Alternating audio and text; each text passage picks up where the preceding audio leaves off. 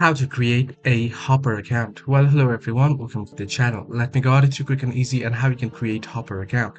Well, you can do so either through the application or on the browser. If you're doing it on the browser, head into hopper.com. Once on hopper.com or on the app as well, you'll find the option to sign up or log in. So you can see sign in option here on screen, click on it. Once you click on it, you can either sign in using your phone number. If you want to use your phone number, click on the flag there and select your country here. Once you select your particular country, you want to enter in your phone number here. Or you can click on sign in with Google and enter in or select your Google account and log in easily. It'll take you to the prompts. The sign up process using Google account is pretty simple and easy. All you gotta do next is enter in few credentials and details. It'll automatically fill up your details most of the times from your Google account. So this is how you can easily create your Hopper account. Hope this video helped you. Do like and subscribe, and also do not forget to leave the comments down below if you have any further issues as well.